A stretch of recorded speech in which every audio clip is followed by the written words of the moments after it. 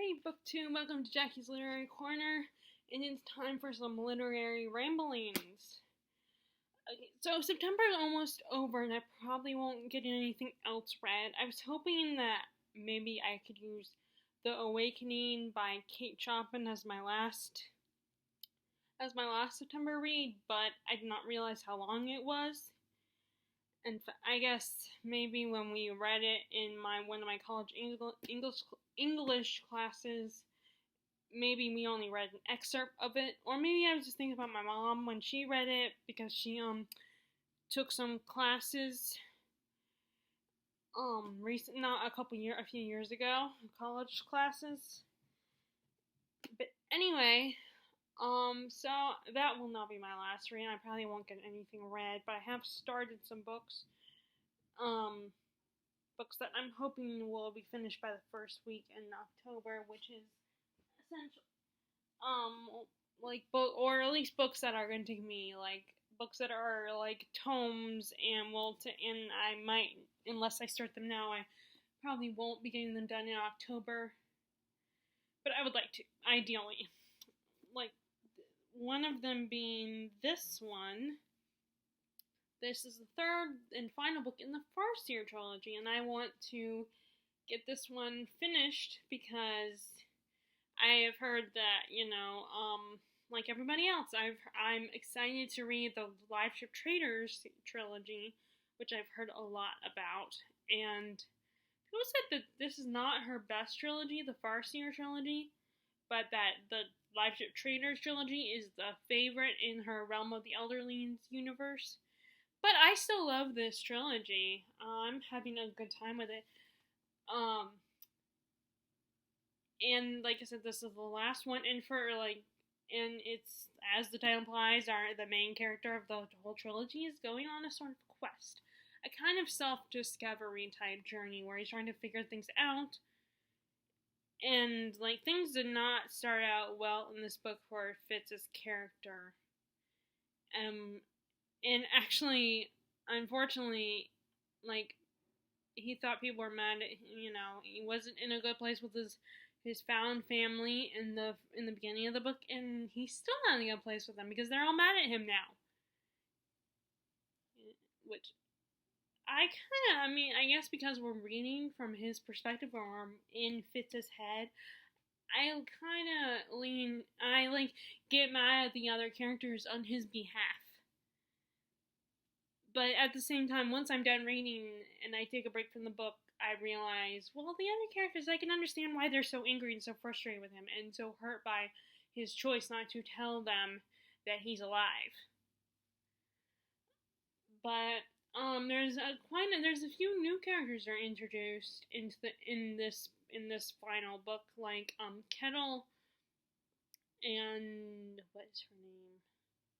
Starling. I like Kettle. Sometimes I like Starling, but most of the time she kind of irritates me, and I don't think she's a bit selfish at times and doesn't consider anyone's feelings, let alone Fitz's feelings. At least the others care about Fitz. His found family do care about him, and it's not just for the sake of reputation and status. And Starling is a minstrel. So she wants a song, and Fitz is what songs would be that minstrels will serenade people with. The songs are about people like Fitz, reluctant heroes and people, But when we do get a little more explanation we do get a little bit of a hint on the whole wit thing and everything, which I hope that gets explored more. Maybe in the Fitz and the Fool trilogy, maybe the wit will be explored more in that one. Because this is almost done, and they still haven't even found Verity yet. And I'm sure there's going to be a final confrontation between Fitz and Verity as a team versus Regal and his coterie. I don't know how you say it. So we're probably not going to really spend much time learning about the wit or anything, but maybe in the Fitz and the Fool trilogy we'll learn a little bit more of the wit. At least I'm hoping we will.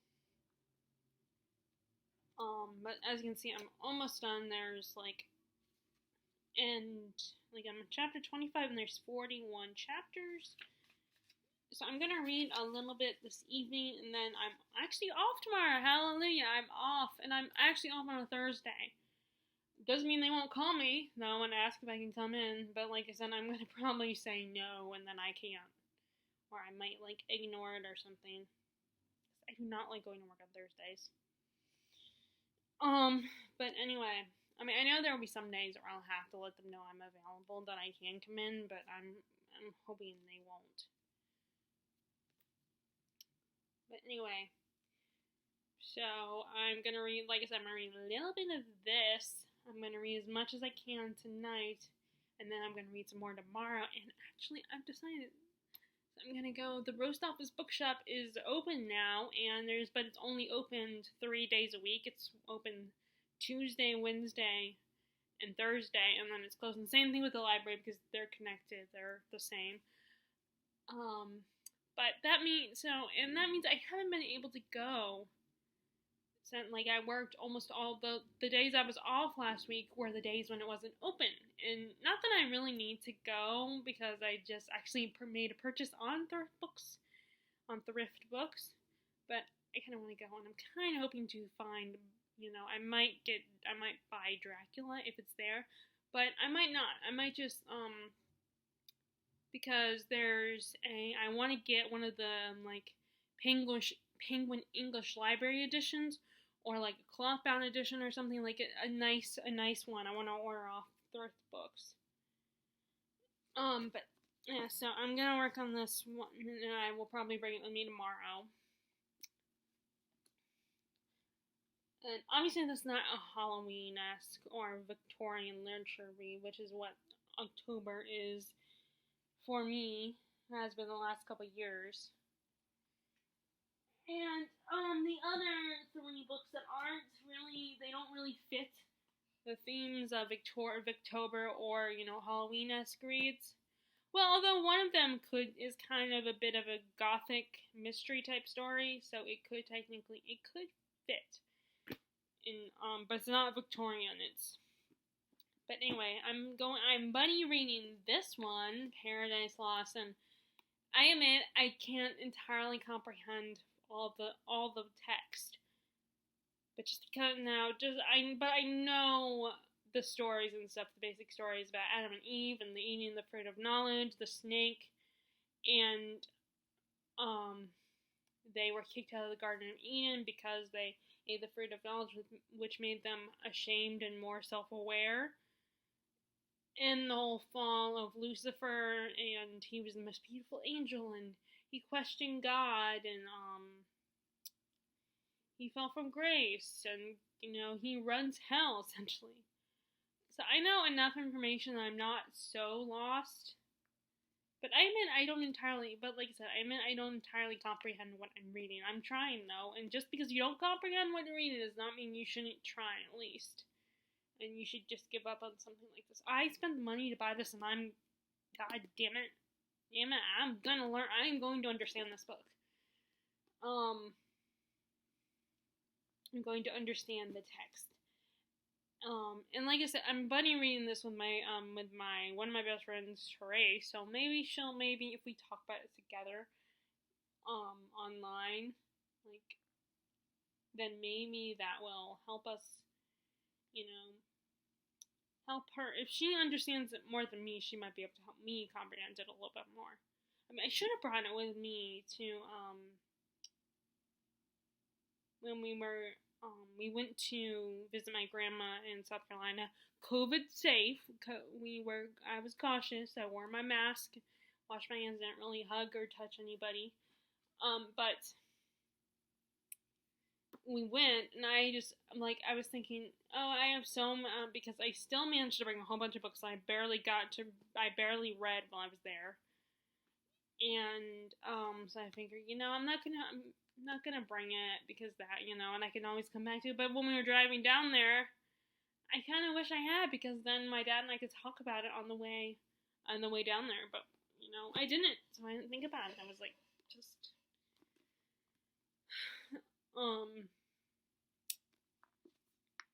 So that's the one of the non. Although, it kind of, it like, in a way, it kind of works for the season because it's like the spooky season because, talking about, Lucifer and hell and all that. So it could fit. I mean, people sometimes dress up like devils for Halloween. So,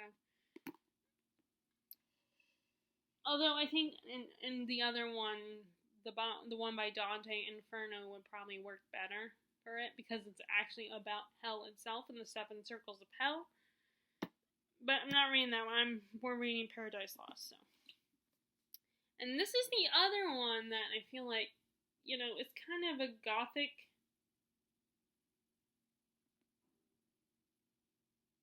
Okay, yeah. So Bone and Black was the second book. It's kind of got a gothic feel to it, so it kind of fits. Yeah. I read this year. This was one of the books I read that I read years ago before BookTube. Although it's not as well known as The Night Circus. But now that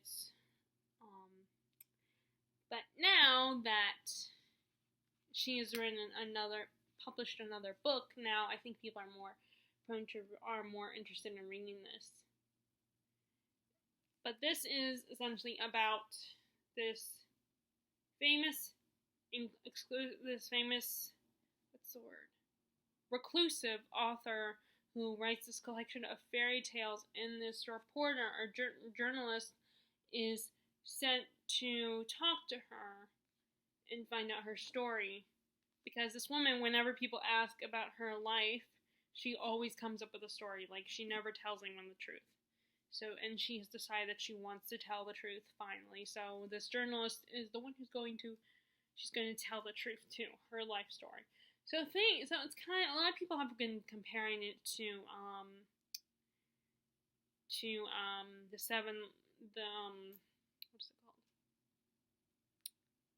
Not the 7 Deaths, but the Evelyn Hugo book. I can't remember what the rest of the book is called. I just remember Evelyn Hugo, the one about the actress, and it's all about her life in old Hollywood. She's bisexual. She's half Cuban, and she's the 7 husbands of Evelyn Hugo.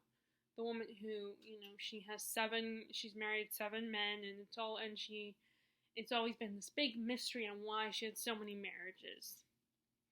So it's kind of like that. It's a similar idea. And I remember really enjoying it when I first read it. It was like such a beautiful, intriguing story. But I don't remember all the details, so I need to reread it so I can remember what happened.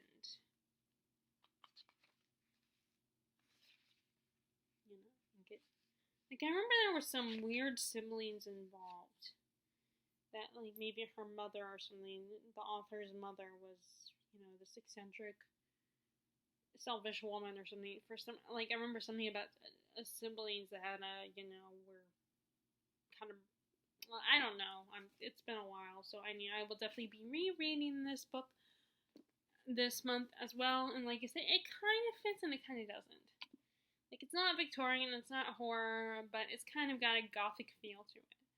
And it also kind of fits it just fits the whole winter, autumn season. So I could save it, but I kind of want to try to get to it. Or at least start reading in October, and then even if I end up not finishing until November. In fact, what I might do is save this for towards the end of the month, because it's not technically a part of, it's not Victorian literature or a horror or horror or thriller or anything like that. So maybe I might wait until the end of the month so that it will carry into November. Now, Assassin's Quest, I need to, because I have put off their book for a long time, just like the other 2 books in the trilogy, so that I can actually read the Lives of Traitors trilogy. So that one's definitely going to get done. Okay, next is, let me talk about this one. This was not in the thumbnail, but this is more relates more to the season, the spooky season, and that is Serpent and Dove, which I'm glad I'm reading this. I waited until now to read this because the second book just came out. And this is actually one of the books that my sister's friend, one of her best friends from college read this book along with us, and I think she already read the sequel. And she also actually, I just found out she has another sequel to another book she knows I read the first book, and she's gonna send it to me at some point when she's done with the second book. She's gonna send it to me, so which is really cool. And that's the sequel to I can't remember what it's called. The book about the two siblings that the brother and sister, and the brother is the inspiration for the character for Merlin, the Merlin figure in the Arthur legend. It's about the sister Langoreth, and it's her story. I can't remember what it's called. Can't think of it. But anyway, yeah. So she's gonna give me the second one to that. And she's currently reading the second one, and then I know that she's read or is the second one to this. And this is kind of an alternate history of France, I think. I think that's what a lot of people describe it as. And there's two main characters. One of our main characters is a witch, and she has just left her coven.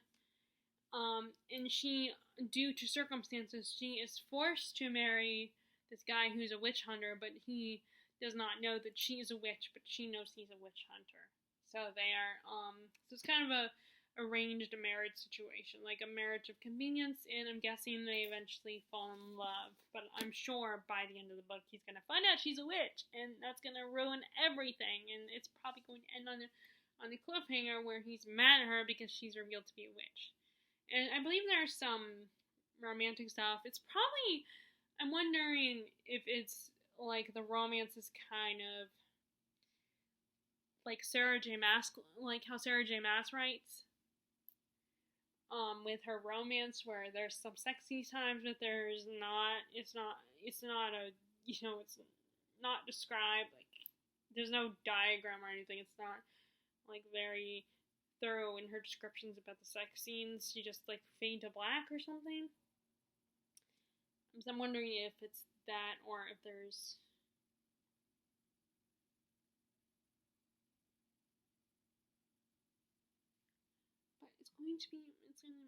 so hopefully I will get the second book soon, because it's gonna end on a cliffhanger, I'm sure. See, that's the problem with me in series, is like I feel like that's, well, no, actually it's not about the cliffhangers. It's more about the fact that that's not the only reason. Like, it's partly because, it's partly with I don't I don't entirely hate cliffhangers, but I don't like I don't like it when I can't get the next part of the story. Like, I wouldn't be able to get it right away. And this is what I like about binging TV shows, is that you can essentially get the next part of the series, like, because every episode, or half the episodes, not every episode, but half the episodes will end on a cliffhanger. Will like end on a tiny cliffhanger, like not a big one, but like you definitely want to keep going, because there's more. You want to keep going, just to because you have to. You're eager for the next episode. And the weekly thing is, on the one hand, I definitely agree with the whole idea of that, the anticipation and the fun in talking about the episode during the week until the night of the new episode is really exciting and thrilling and brings people together. But it's also a pain in the butt having to wait so long for the next episode, especially if it really does end on a legitimate cliffhanger.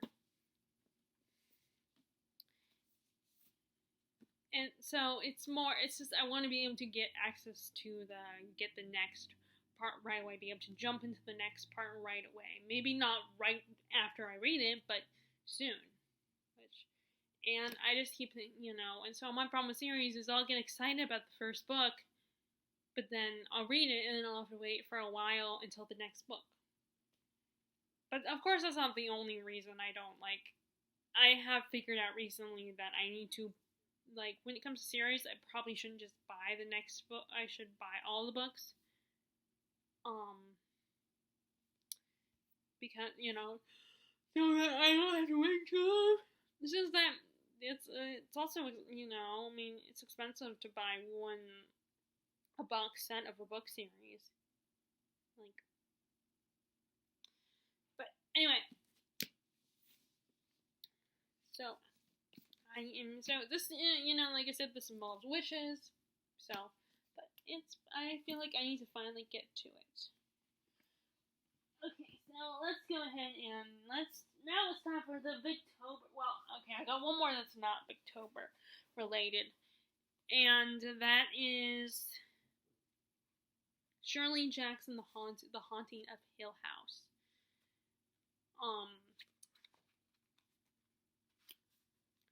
So my only knowledge of this is I saw the movie that came out years ago in I think the late 90s or early 2000s, and then I know there's a TV series, but although people do say that the TV series are not very accurate to the book, but I mean they have to expand it because look how small this book is. If you're gonna make it a TV series, then you gotta expand it. So yeah, it's probably gonna be really different. So I'm not really surprised. But like I said, this is about a haunted house, a group of people that go into a haunted house and stay there. So I've been wanting to read this.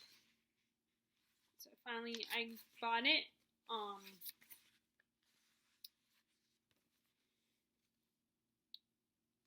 And I'm going to read it in October. I figured I'll go ahead and check it out. And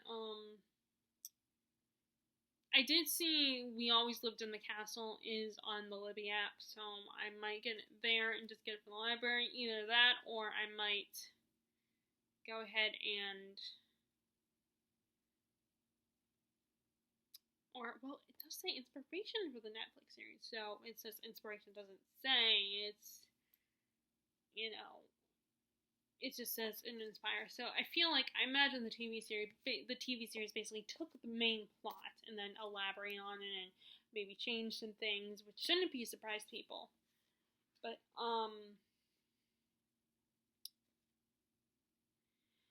so yeah, I figured it would be a fun read. I love haunted house stories like Rose Red by Stephen King, the screenplay, not the the screenplay Rose Red by Stephen King. It was unfortunately never a book. He just wrote the screenplay, and it became a mini series. I remember really loving that, and which is funny because I always say that I prefer that haunted house story over The Haunting, which is what this book that The Haunting is based off of this book, I believe.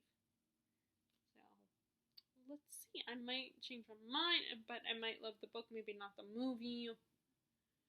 Who knows? But anyway, I mean, besides of it, I remember I like the movie. It's just, I prefer Rose Red. So that's my only other non-Victorian literature that I've been reading this month. So I think my problem is in Victober, there are so many book choices. So many books I want to... Ooh, wow, that's bright. There's so many books that I want to read for Victober. When it comes up, I get all excited and stuff. And like whenever they do the host will do their recommendation videos of their challenge. Then I get really, like I said, I get excited when I see the recommendations, especially if it's a book that I actually have. So...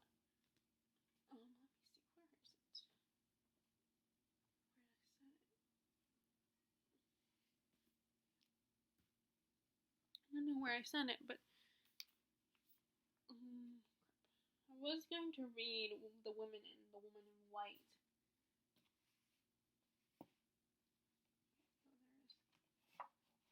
By Wilkie Collins. And I might dip in and out of it, but I'm probably not going to finish it for this because it's kind of a thriller, mystery kind of thing. So I might read. But I'm going to focus on these 4 books. So I'm going to start with the other short book. It's probably the same length as The Haunting of Hill House, and that is Dr. Jekyll and Mr. Hyde and Other Strange Tales by Robert Louis Stevens. Of course, I'm obviously going to read Dr. Jekyll and Mr. Hyde, The Strange Case of Dr. Jekyll and Mr. Hyde, which I remember I said this last time when I first showed that I had this book to you guys. I thought it would be a lot longer. But I didn't realize it was more of a novella than a full-length novel. It is basically a kind of science fiction story where this guy, this scientist, Dr. Jekyll, accidentally kind of creates a dual personality of himself as more sinister, his more evil side, and it's basically him doing the duality of good and evil, and that's in all of us.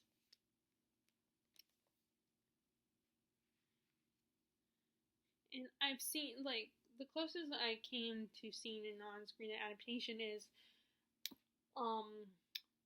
there's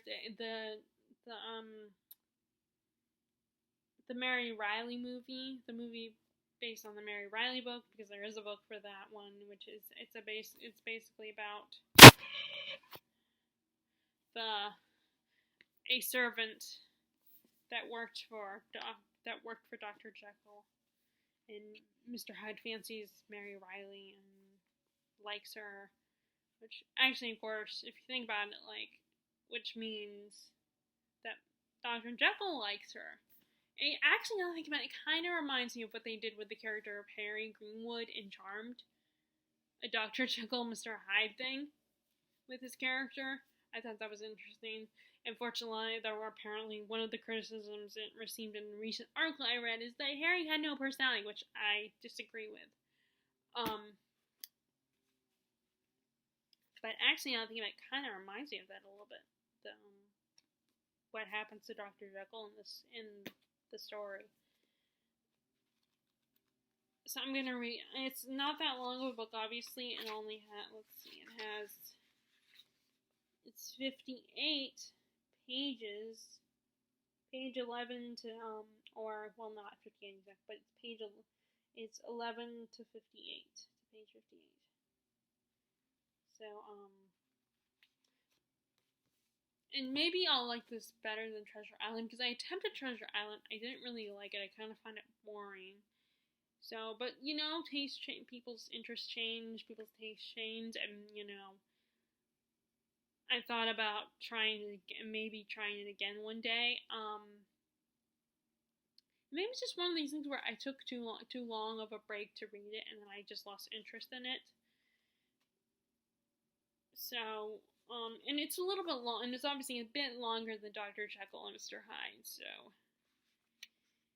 But I'll try this one, and maybe I'll look for that one, Treasure Island, at the roast office when I go tomorrow, because it's something I'm going to go. I'm going to walk up there, although I hope that there is that one neighbor, that one woman in our neighborhood that when a couple years ago I met her, and she started talking to me, and she seemed nice and sweet and everything, but she was talked a lot about her life. I was like, and I was just thinking, I don't really care about your personal life. I mean, you seem nice and no disrespect. Not that I actually said that, but that's what I was thinking, essentially. Like, I don't really care. And then she was like, oh, maybe one day you can walk with me and, get me to, get out of the house and go walking and stuff, and maybe we can, you'll be my friend, essentially. It's like, no, I really don't want that. You seem nice and everything, but I don't want that. So I'm hoping I won't see her when I walk up there, when I go there tomorrow, and I don't want to have to figure out a detour just to avoid her, or, I might bring my iPod or something, just in case. Although we can't be near each other, we have to stay 6 feet. I mean, I hope she's not one of those people who does not understand that that you need to stay away from each other because things could get worse.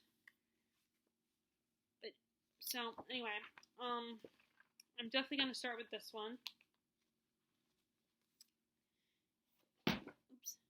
Okay, and then some Victorian literature. There is 2 Dickens I'm going to attempt to read. I've been meaning to reread this one. A Tale of Two Cities I read years ago, and I remember enjoying it the first time I read it and being really excited. In fact, I wrote a paper on it because in one of my English literature classes, we got to pick the book we were going to read, and I picked A Tale of Two Cities because it was the first Dickens I owned that wasn't in that bind-up, that Barnes & Noble anthology or omnibus or whatever you want to call it. But this is... basically, during the French Revolution, you get the perspective of England and France, characters that are French and English. And this woman has just, she is engaged to this man, Charles, who is, I think he's a rebel or something. He's considered a traitor, so he's been put on trial.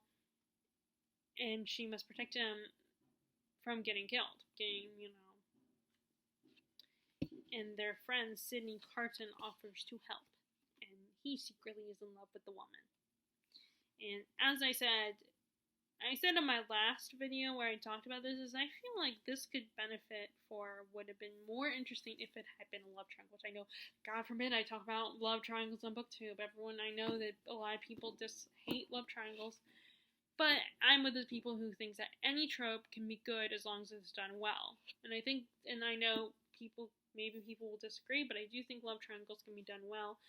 And I think this could have been benefited from that. Especially because one of the things that people often complain about with love triangles is that, there's no, in the end who the person in the middle is going to choose. There is an obvious end game. And I feel like that in this case there was, but the other guy, there was not even a chance for the other guy. There was there was nothing for the other guy. And I think it would be interesting if she did actually care for both guys and had attraction to both guys. Especially because they actually are described as looking very similar in appearance. But like I said, I remember liking it, so I'm going to read it again. And especially when Jennifer Brooks talked about it, and the way she talked about it, and how she loved it, but then at the same time, she had mixed feelings because there were only a handful of characters that are really interesting in this. It was more focused on the plot itself. It wasn't very character driven. Or at least the characters were sacrificed. So I'm going to reread this one. And then the other Dickens that I'm getting into, that I start reading, is Bleak House. This one, I keep starting and stopping this book. And now I am on chapter 16. I don't know if I got us that far last time. But part of the problem is the timing when I read it. Because, Dickens' writing style, I need to concentrate on it. I don't need too many distractions when I'm reading his work, or I can't be too tired and losing my concentration and, getting ready to fall asleep when I read his work. I need full concentration when I'm, and I think that's part of the problem is when I attempted to read this, my concentration was waning and there were too many distractions. So I need to read this when there's less distraction. I'm trying to read this when there's less distractions.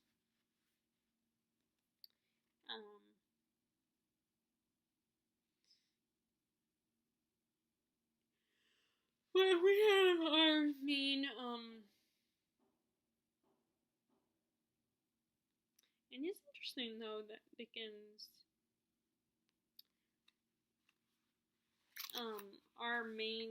the main girl, what is her? I can't remember her name.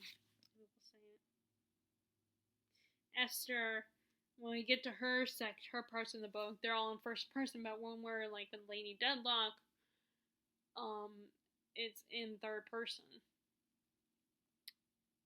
Which I'm guessing what he's thinking is she is like when you're a story about a younger person, a teenager or a child, I think it makes it more interesting, easier to connect with if it's in first person. I think that's, I could be wrong there, but I feel like that's why people write in first person, because like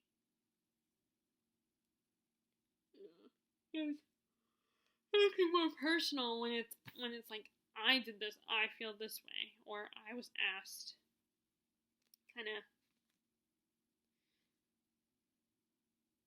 way of thinking. So I'm so tired. I'm gonna have to because I'm gonna film another a 7 on Sunday video after I film this one. So I'm definitely gonna have to get some coffee because I'm feeling really tired right now.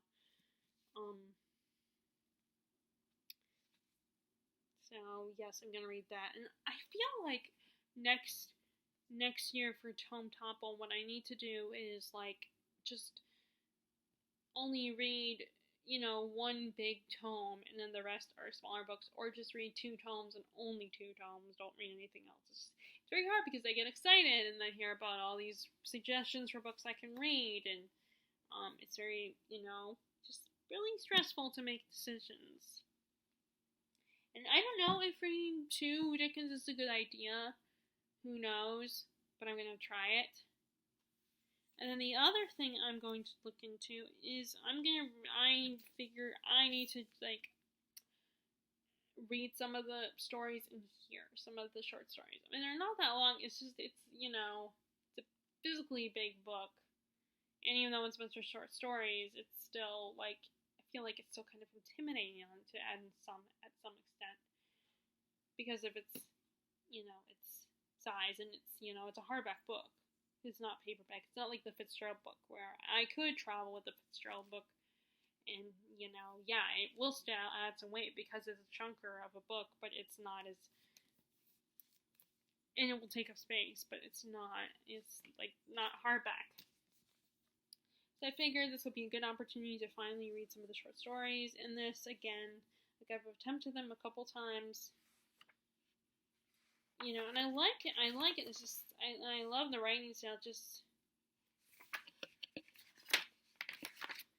I feel like I almost have to be in the right mood. What was I trying to write there? Frosting, maybe? Because I believe that's what I wrote. Anyway.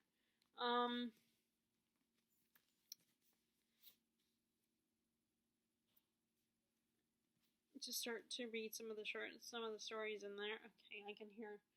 Okay, maybe I won't be getting a cup of coffee because I can hear my dad working on dinner. So I need to probably get on that video. Just go ahead and start filming it, and then But yeah, this is, in case you haven't figured, in case I was not holding it. This is basically one volume of Conan Doyle's, all of his Sherlock Holmes stories, and then it ends with the Hound of Baskerville, I believe. And it's very interesting how, like, characters like Irene Adler or Moriarty appear only in one story, but they're made such a big deal because they made such an impact on the character and the reader. So now, like, in the adaptations, they're just as relevant as Dr. Watson.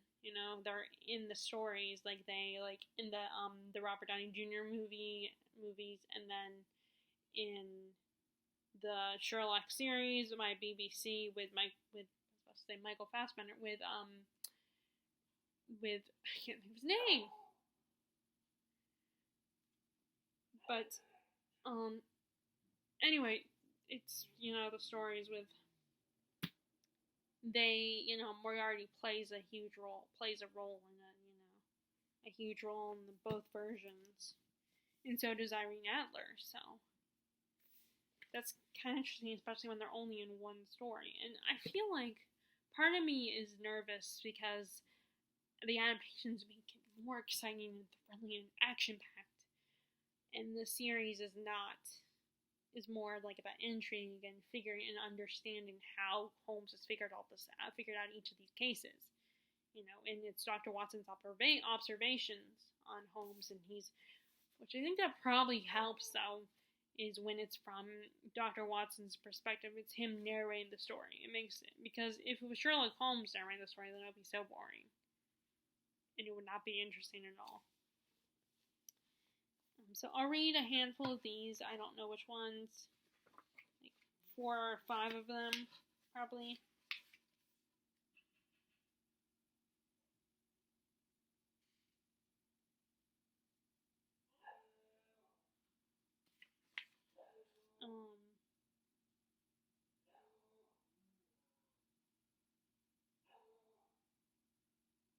Yep, Town's Best reveals how it ends.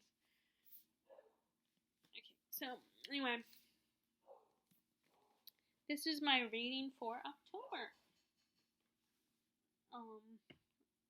And I would love to know what you're reading if you're participating in Victober, and what Victorian works of literature are you planning to read for Victober? Or what horror books are you gonna read if you're gonna read horror? Or unless, if you're not a horror reader and you don't like Victorian literature, just would love to know what you're reading. I would love to know what you are reading in October. As always, I hope you are all staying safe and doing your part. And I hope you're still enjoying your reading. And I will talk to you all later. Alright, bye.